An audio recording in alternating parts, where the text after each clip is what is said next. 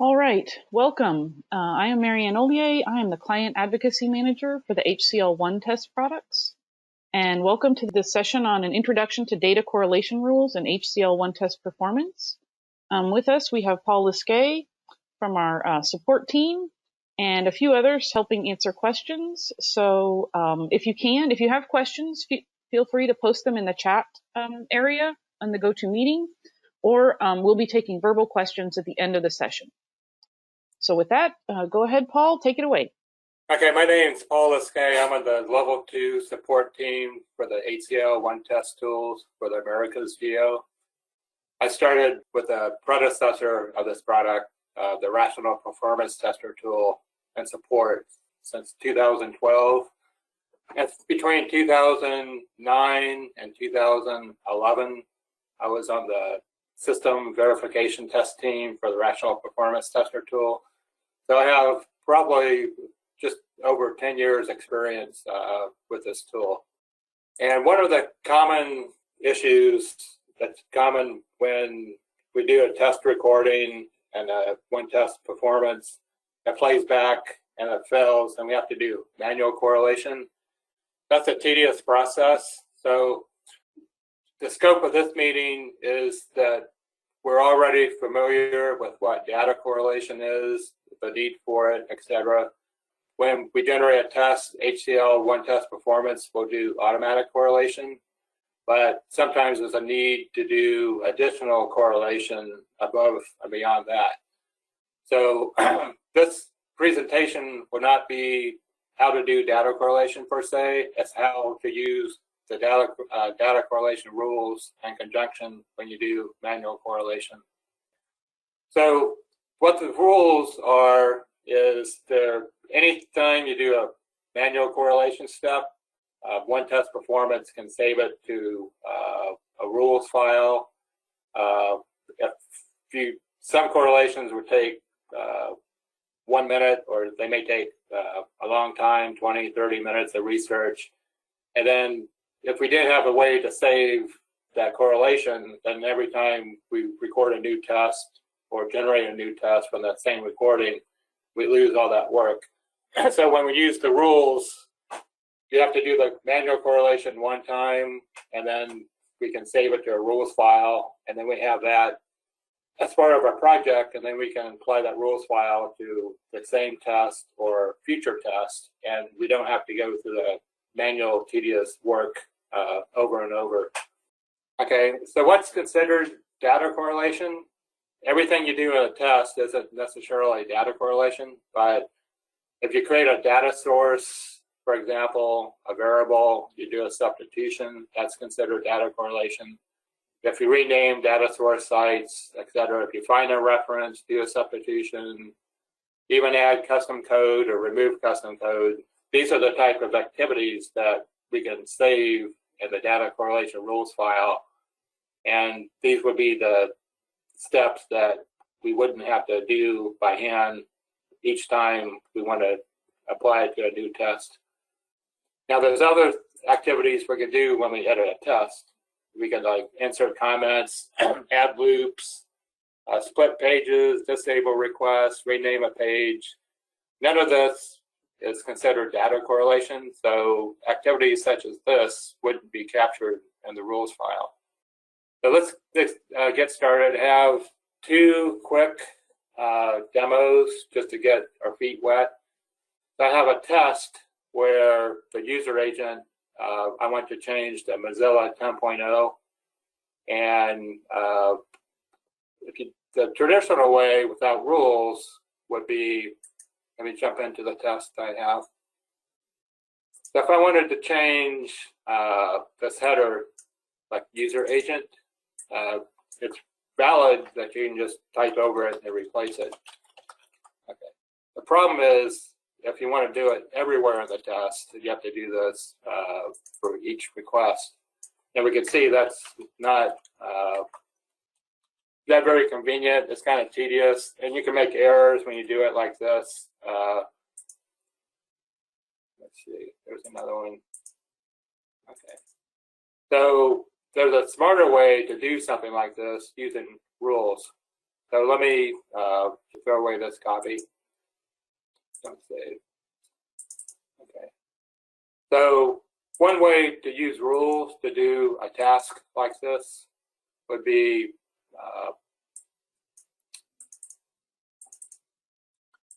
I could substitute it.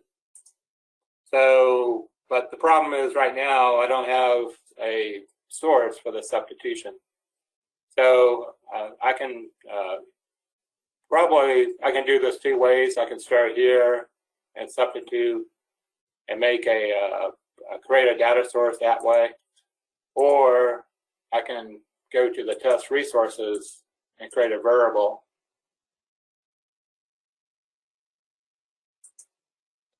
I'm going to call it my agent info.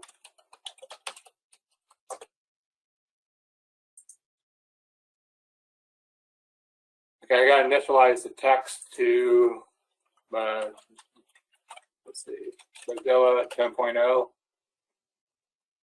Now I have a source where if I want to do a substitution, I can right mouse click, substitute, and I can pick a data source, and I'm going to pick the one that I just made. Now, if you don't, if you're not using rules, you can use this dialog, which is valid. It's going to find everywhere in the test that it would match, and you can substitute it like this. But at this point, this test, we did everything to this test that we wanted to do, and that's changed the user agent to Mozilla 10.0. But if I had another test or a new recording, I wanted to do the same thing, I would have to do the steps over again by hand. But OneTest performance, it knows that I've done three things. I made a test variable, I found a substitution site, and actually linked this site with the variable. So let's look what happens when I save this test. Okay. So it knows I made some rules, and it's asking me, do I want to save them? Yes. Okay. And if you look at the rules that's going to save, it's just exactly what I did. So I made a variable declaration. I found a substitution site, and it did the linkage. Okay, so let's save these rules files. And I'm going to save it to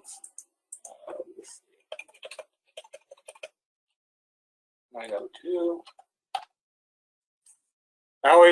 My practice is always put a timestamp in the rules file, because if you work with a lot of tests, it's easy to accumulate a lot of rules files, and to know which one's the latest one, etc. I go by a timestamp that I put in the name of the file. Okay, so this file doesn't exist, so it's not going to overwrite or append, and it's going to save it. Okay, so there's no surprise here. It's just exactly what I've done. I made a variable declaration. I found a substitution site, and I linked the two. Okay, now that I have this rules file, how would I use it to save time and so forth? Okay, let's go and pick another test that hasn't been modified. So there's no variable declaration called my agent info. The header is still what it was at recording time. So I can, I have the test open. I have a rules file that I just made. And so if I want to apply all the changes I made to this test, to this one, go up here and find the ruler icon. And always take the defaults. And let's see. And I got to pick my rules file. And it's going to, let's see. And I got to generate a log level to see what the rules actually have done. So let's just hit finish and see what happens. Okay. So you can see the test changed. It made a my agent info. If I go here,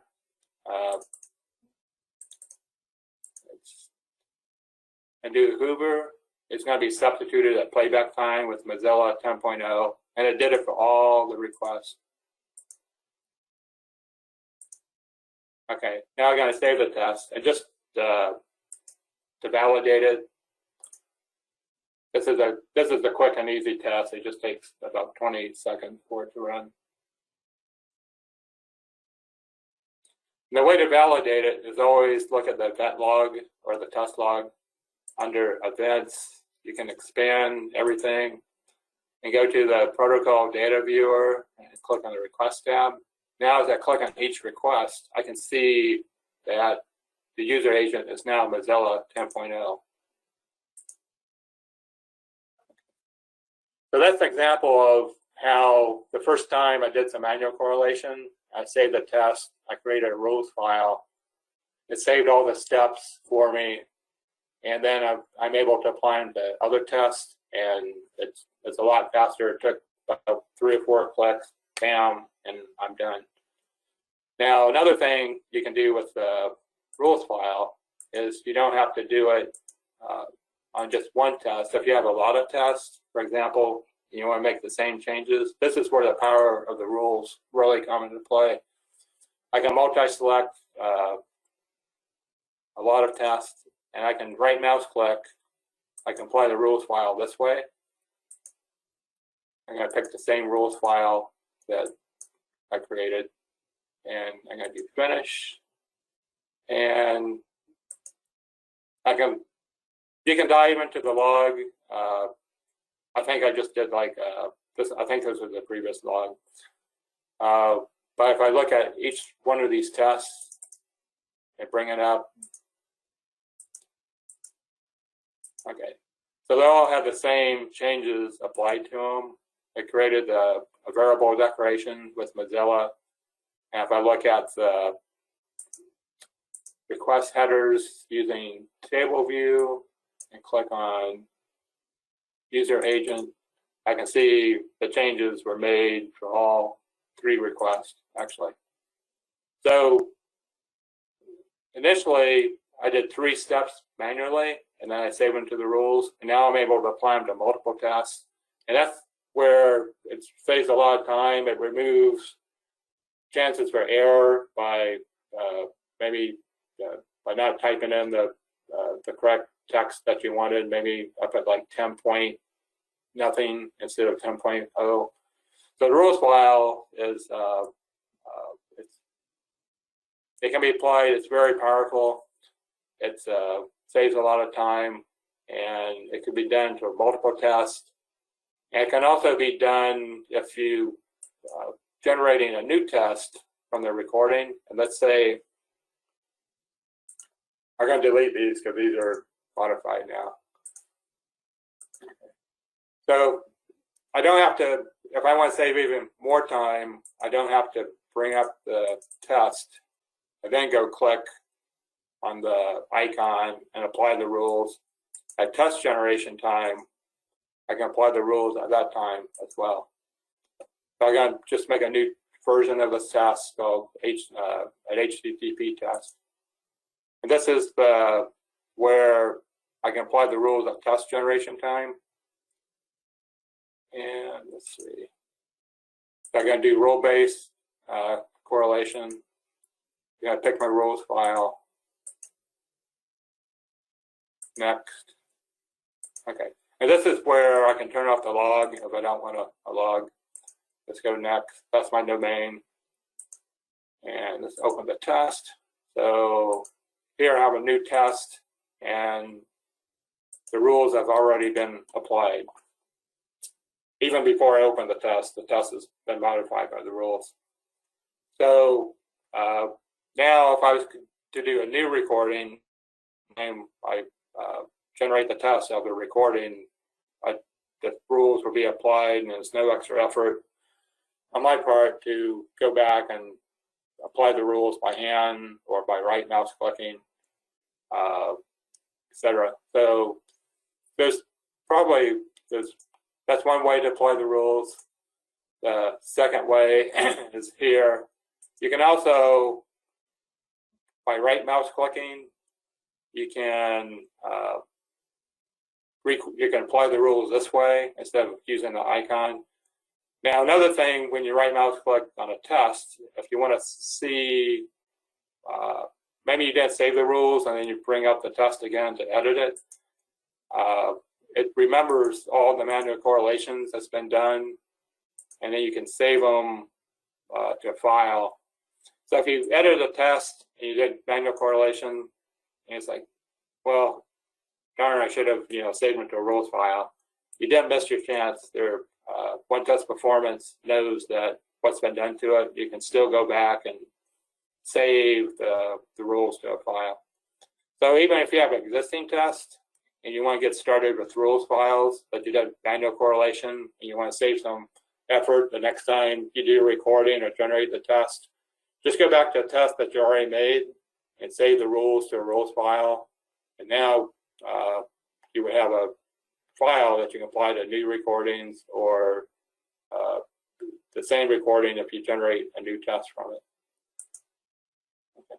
So that's this demo. This is, I think, was quick and easy and short. I have another demo that does a little bit more complex things, but it's not really that complex. So if you look at my test, it's really, what my test is doing is adding two numbers. And when I look at the test, the numbers that's adding,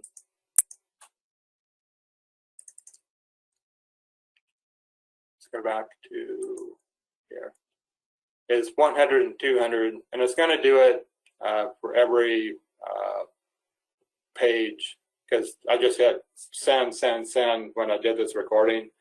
So it's not very interesting to add 100 and 200 3 times in a row. So if I wanted to replace this with a random number and then with this with a random number, I can use rules to do that automatically. But the catch is I have to do it by hand first, so I would have something to save.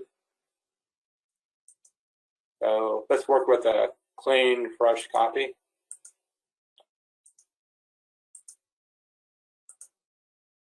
And let's see. So this time I'm going to make a new copy and not do the rules because I want a plain vanilla copy. So I'm going to do next, and it just takes like 1 second to make a new test. Okay. So let's see. So my goal is to replace this one with a number between 0 and 50, and then I want to replace this one with a number between 51 and 100. Okay, how would I do that? Well, the first thing I would have to do is remove the substitution. This is a substituted as a data set candidate. So it's sort of a suggestion that, hey, you may want to replace everything in green with a data set, but in this case I don't. I just want to replace the two numbers. So I got to highlight it, right mouse click, remove the substitution. So now I can go in and pick the first number, and my goal is to make a random number 0 to 50. So there's two ways to do this. I can make a random number built-in data source.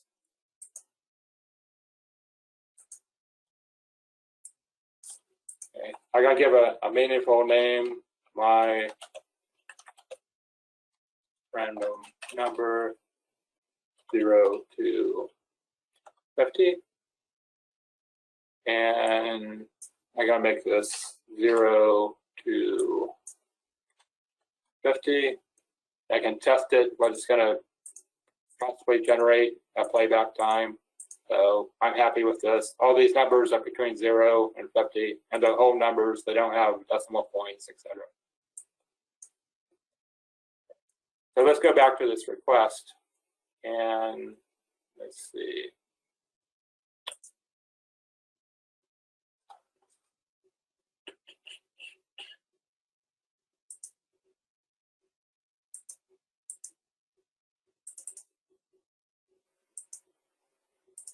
Okay. So now I have a data source, my random number 0 to 50. So now if I highlight this, do a substitute, I'm going to pick my random number 0 to 50.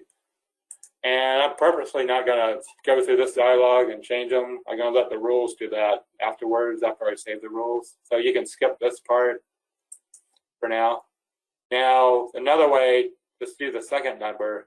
Remember the first time I created the data source, I found the substitution site, and I did the link.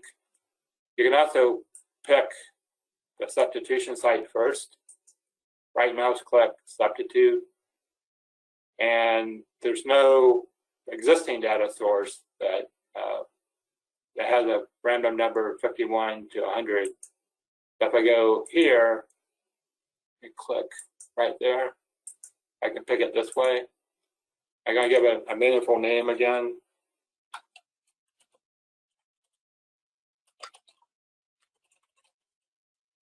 (51 to 100).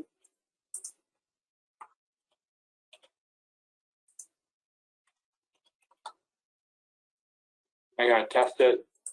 Okay, every number is between 51 and 100. I'm happy with this. And it checked it for me. I did a select. I'm going to hit no because I'm going to let the rules do the additional substitutions for me. Okay. So let's save this test, and it should recognize that I've done some manual correlation. I'm going to hit yes. So what did I do? Remember, I removed the data set candidate to get rid of the green. I made a built-in data source for the first one, and I found the substitution site, and it did the substitution. For the second number, I took a different approach. I found the substitution site. I linked it with a data source created on the spot. So logically, these will do the same steps.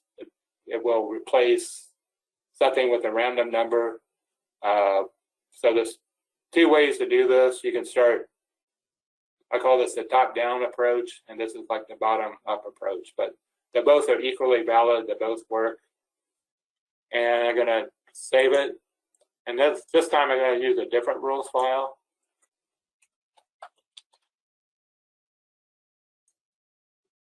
And it doesn't exist, so it's not going to append to it.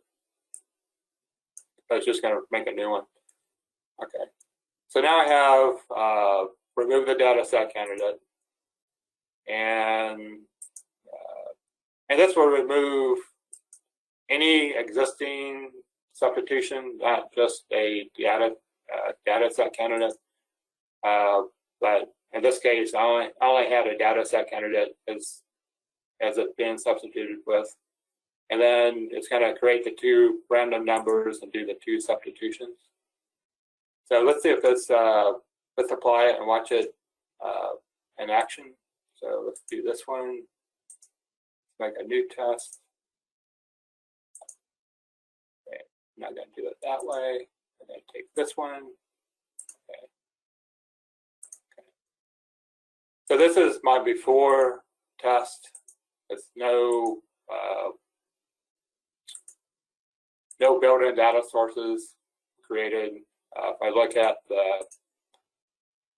here, it still has data set candidate as being substituted with, and it's still hard-coded 100 to 200 for all three requests. So let's apply the rules. And so I'm going to do row-based correlation. I'm going to pick the random number rule file that I just made. I'm going to hit, I got to generate a log this time and hit finish. And let's save it. And so I click on here. Now I can see the data set candidate substitution's been removed. If I do a Uber, It's substituted from random number 0 to 50. If I do a Hoover here, it's substituted with the second random number. You can also, in the protocol data viewer, if you look at the request, you can do a Hoover here to know where it's substituted from.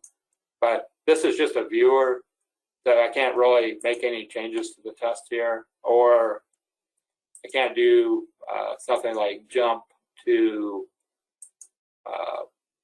the source of it.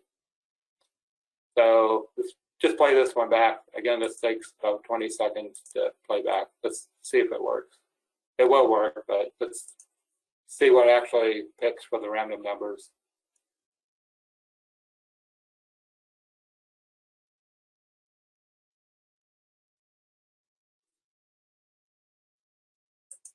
Okay.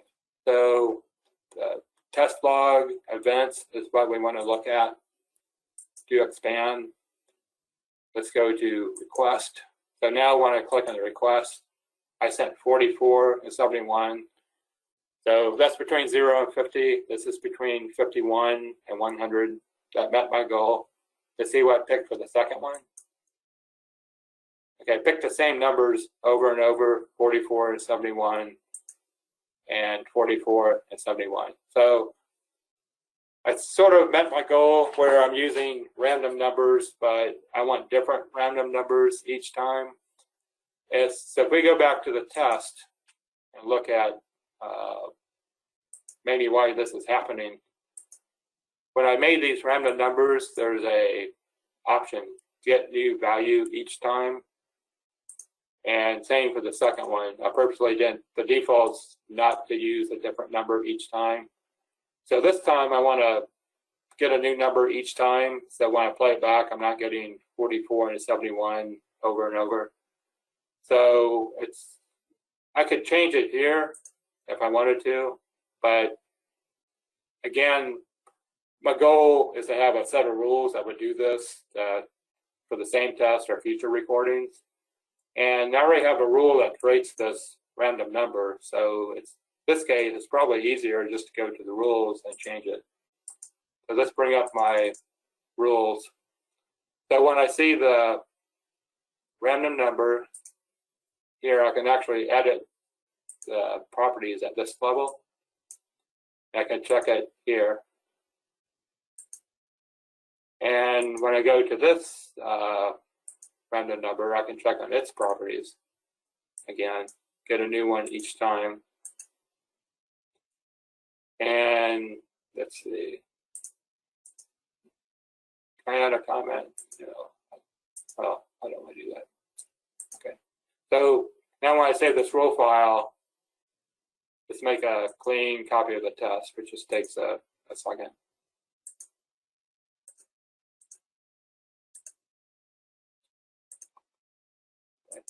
Let's see. Now let's apply the rules file that says get a new random number each time. Okay, so this is the before. There's no built-in data sources yet. Let's hit the ruler icon. Let's do rule-based correlation. Let's do this one. And this time I generate a log.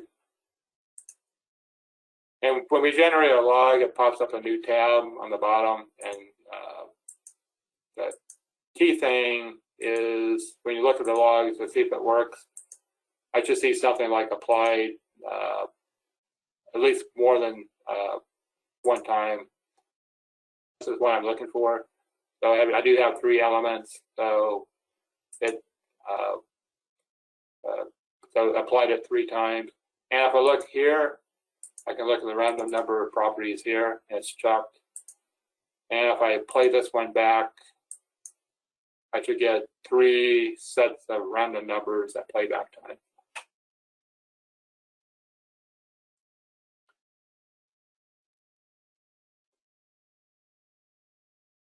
So the event logs, what we want to look at. Click on events, expand. Let's go to request so I can see the request. So it picked 44 and 71 for the first time. Now I picked two different numbers, 12 and 52. And I picked 33 and 95, which is a different number. So it did get a different number each time, which met my goal. And the one thing that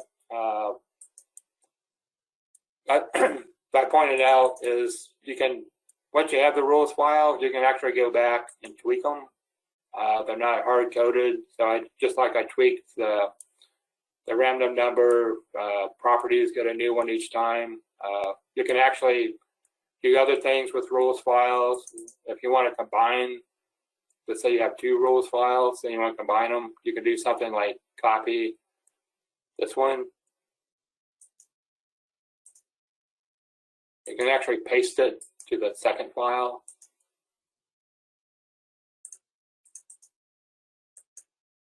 And then, so you can, if I think customers where they have 5, 6, even more different rules files, and they're, it gets to the point where it's unmanageable, which we don't know which rules file does what. So if you combine them to one rules file and make that one like your master rules file, you can have all your rules in one spot. And then another thing is, if you keep them in one rules file, then you never pick the wrong one to use, because you always know to use the master one.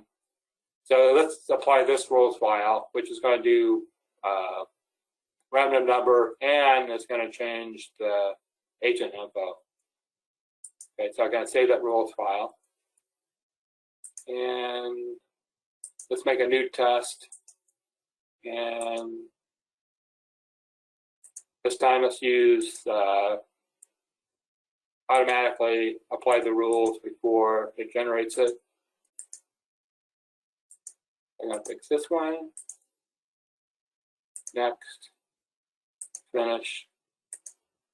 Okay. So this test should now have all three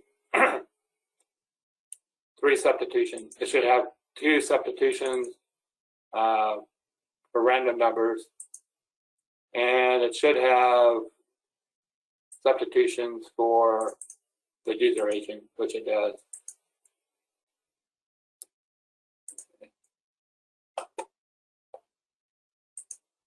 And let's go back to, I put these as a reference in the PowerPoint. I think I covered, there's various places where you can invoke or rules, files are mentioned or can be edited or applied. I showed this one, the ruler icon. I showed where you can do save all your existing manual correlations to a rules file if you haven't done so. You can correlate on the fly again with the rules, which has the same effect as clicking on this icon. I've shown this when you save a test that it recognizes that you've done manual correlation changes, and it will ask you to, if you want to save them. If you hit no and you change your mind, you can go back and save them with this option if you wanted to. In the preferences, there's you can test generation time, HTTP. Well, not HTTP, but you can apply the rules here if you wanted to. So,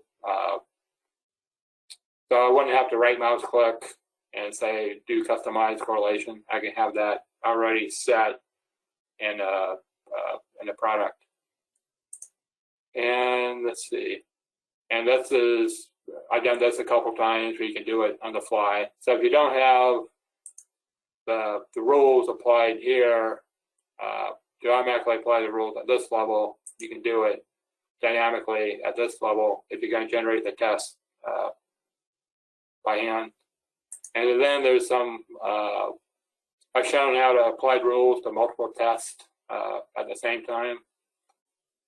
And one other place on the product is preferences. So in the rules editor, which is this, you can assign different colors and so forth to the product. Where's my PowerPoint? Okay. So good references is start at in the HCL OneTest documentation. The best place to start is understanding first the need sometimes for correlating the test, because data correlation rules they help you do correlation. They're not in themselves manual correlation. They help you. They save your manual correlations and the rules file, which can be applied later. So I would start here, and then once going through these sections, then you can dive into here, and it would tell you in more detail with examples, even how to do the manual rules file activities. But it's easier to just, in my opinion, just go in and try it and play with the product, and then you come back, and this makes more sense to me. Let's see. So there's good documentation on this part, and they show how to recorrelate, how to which thing, edit, right mouse click, etc., which I've shown in this demo. And you can disable data correlation. There's all types of things we can do. Now, if you have a rules file, and let's say I wanted to, let's remove this one or disable it, for example. And what I didn't show was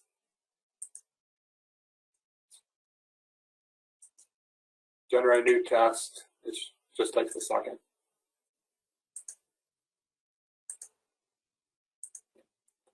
So you're at the point where you haven't combined multiple rules files and you still want to apply the rules from all these files. You don't have to do this twice, like hit the icon and pick one file, hit the icon and pick the second file. When you do the icon for rules correlation, I can add both rules files. Okay, so that's supported in the product. You can do multiple rules files in one step if you wanted to. And the other thing is you can actually export this if you have another project that maybe a coworker or somebody's working on, or maybe you move into a new machine, or but you wanted this rules file and it's in this project but not another one. You can do export, and in this case it's just a single file. So you can go general, file system, save it to disk, boom, and a directory like call it temp. And then on the other project, if I open up the workspace, I can do import and grab that rules file, and that'll be part of that new project. So this is a blog that was written against the IBM version of the product, but it's the functionality is the same. So if you wanted to kind of like a tutorial of sorts, this is a very specific use case where we had a customer with 20 or 30 tests, I forget, it's been probably 2 or 3 years, but they hard-coded the password, and they were faced with a task of changing the password because it expired and needed to be changed. And they didn't want to go in for each test and search for the password and change it 30 times. And so this is sort of like what I'd done in the demo. We created a data source within a substitution site, and then we applied it to multiple tests. And within like a matter of minutes, we had the customer with all updated tests, or all tests updated with the correct password now. And she was able to test and continue for performance testing. So this is a good tutorial. It's how to use the rules, not necessarily data correlation, but so this is a good tutorial on how to use the rules. And let's see. And okay, this is our first open mic session. So we plan to have one once a quarter. So there's a feedback link on here in this PowerPoint. Okay, that's not good. But if you go to this link, there's a, I should be able to bring it up in another browser. Hang on. Oh, there it is. Okay. So please give us feedback. Let us know what products you're using and what you thought of this presentation. And let us know what topics you would like for the next open mic session. And because we like to better tailor these sessions to topics that you're interested in. So the link's here. It's in the PowerPoint. And with that, I'll open it to questions that anyone may have. Thank you, Paul. That was really helpful. Do you, yeah, folks, thanks for joining. Do you have any questions? You can unmute yourself and ask verbally or post in the chat, whichever you prefer. This is Manisha. So just wanted to check, this is for one particular value you have randomized. Let's say if I have some text to randomize, like it's my activity or my home page, how would I randomize it? There is an inbuilt option to randomize the number, but is there any functionality by which we can randomize the text? There isn't a built-in randomizing text, data source, but something like that I think would be a good use case for adding custom code and has no Java file, and then use Java to generate a random string. And because Java, I don't know if you've used custom code before, but it's really treated as a string. For example, if I return, okay, so if I use random custom code, and I'm going to write a randomized string, so I'll show you the basics. So I just going to return hello world, Okay. and let's save this one, and let's go here, and I'm just going to substitute the page title with the output. And this is a neat thing. People, when they see this, it's sort of a neat trick. Always get good feedback on this one. But you can substitute page titles. Mm-hmm. And so if I substitute this page title with the output of this custom code, which is a string, and let's see, close. And this is an example of where it knows I've done some activities, so it's going to save it to a row file. I got a pen to this one. Let's see. So let's do this one. So if I play back this test now, Mm-hmm. and event log, what I like to watch. So this should say hello world. So Okay. custom code would be the way to do a random string. You have a couple of other options also. I mean, you can just use the random number. It is a string. It just is not meaningful. So you would at least still be getting random data that you'd be inserting. And you also, in the built-in data source for the random number generator, you have the ability to specify some text in there, but it would be static text. And then there's another option. We have something called data fabrication. I don't know if you've used the OneTest server at all, but in there, there's something that will fabricate data for you, and it can fabricate randomized data for you, and you would just use that as a data set and use that to substitute in. Okay, so is there any reference to that from where we can get the full details of data fabrication? Any link or anything like that? Yeah, there should be one. It should be in the product doc. Let's see. Products.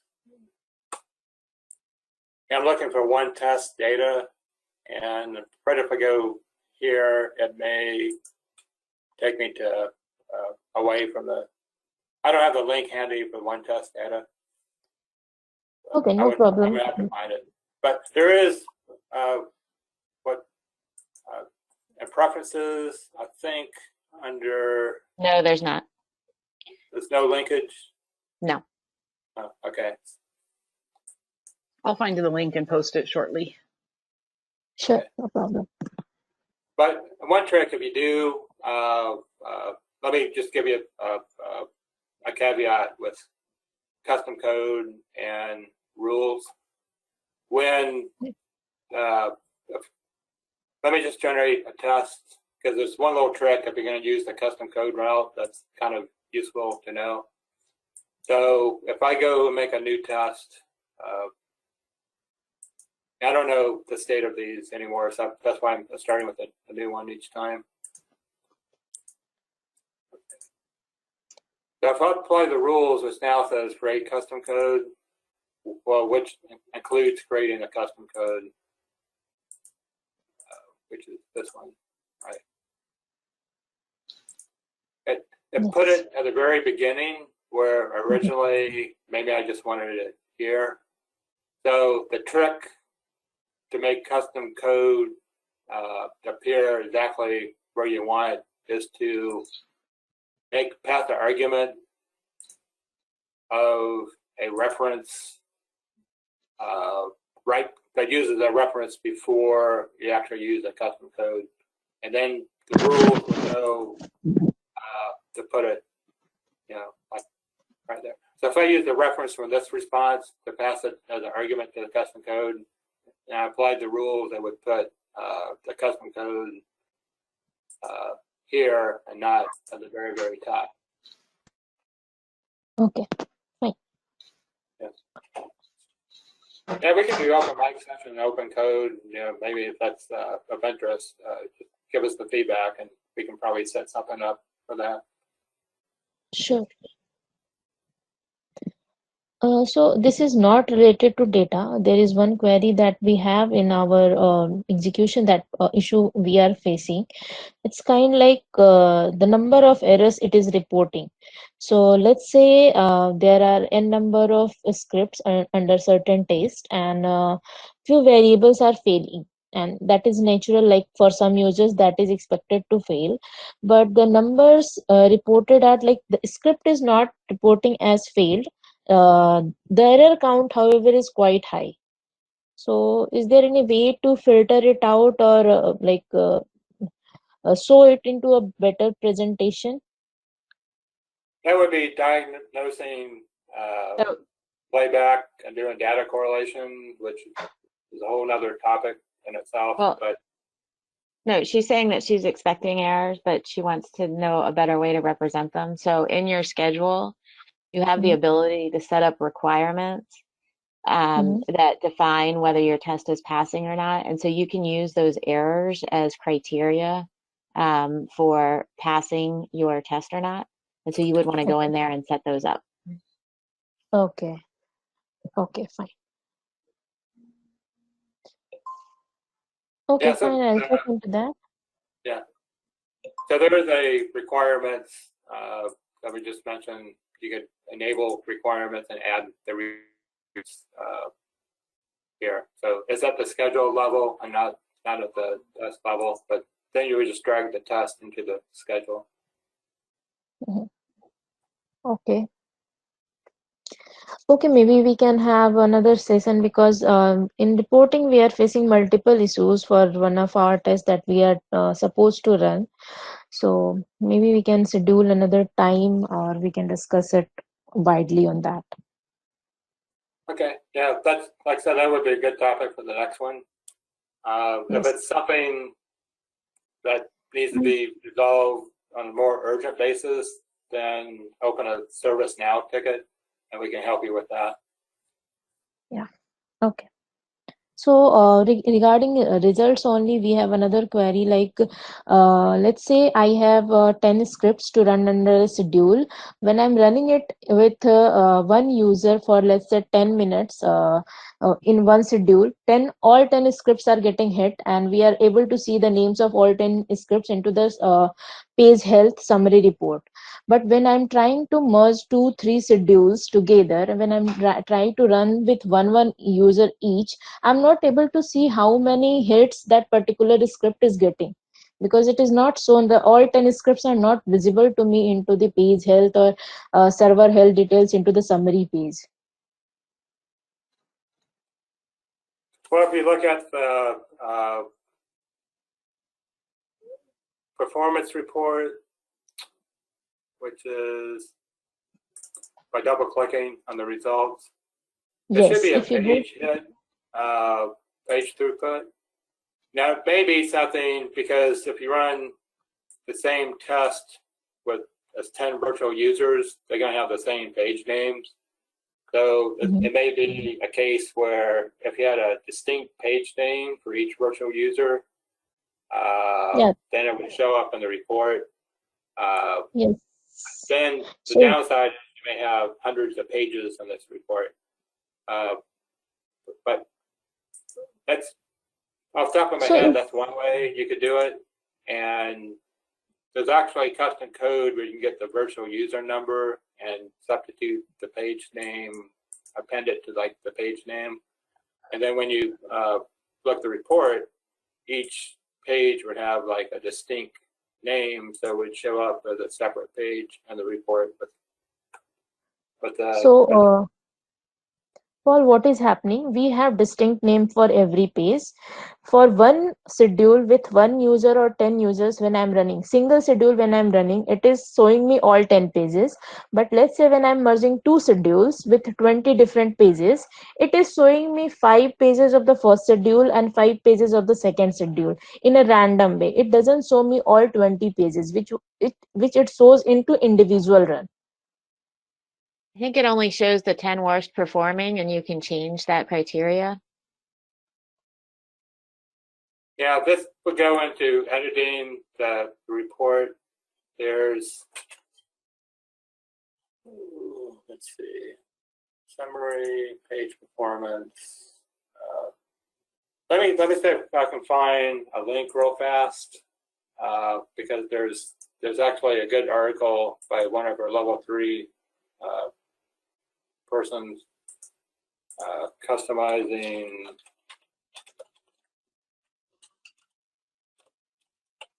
web.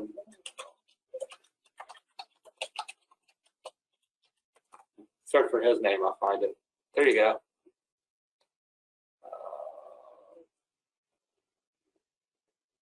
Okay. So this doesn't actually, this isn't the one. This one. This one. I'll put this link in the chat window.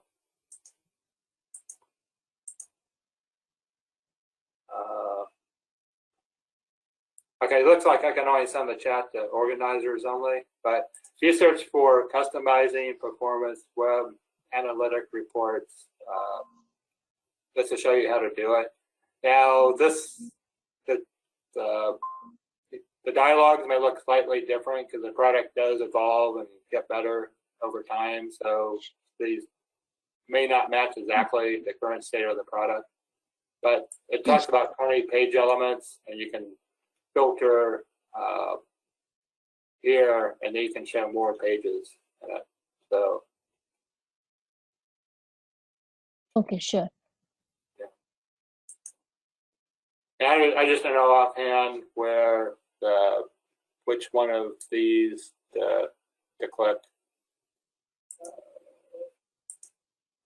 But there's a filter is what you would be looking for, and I think it's defaulted to 25 maybe, and then you can change the filter to a higher number, because it does show the highest number of the pages with the highest response times. It won't show all of them. So the way to show more pages is to increase the number of pages that in the report, and that would be editing the report, finding the right filter, which I can't seem to find off the top of my head right now. Okay, fine. Yeah. Thank you. All right. Yeah, we are almost out of time here, and I really appreciate all your input and questions. And we posted a few links in the chat there, especially new topics for the next session. I will be sending an email with a link to the recording here, as well as the slides and a few other links. So I'll be sending that via email after the session. And if you have any questions, again, this is Marianne Ollier. You can reach out to me directly, and I will get them routed to the right folks. And as Paul said, if you have something that's urgent, please log a support case in ServiceNow. And if you need help with that, let me know. I can help you get you on the right account for ServiceNow tickets if you don't have that yet. So again, thank you, and thank you, Paul, and the rest of the team, Dawn, for your input as well. So really appreciate all your time today. So thank you very much.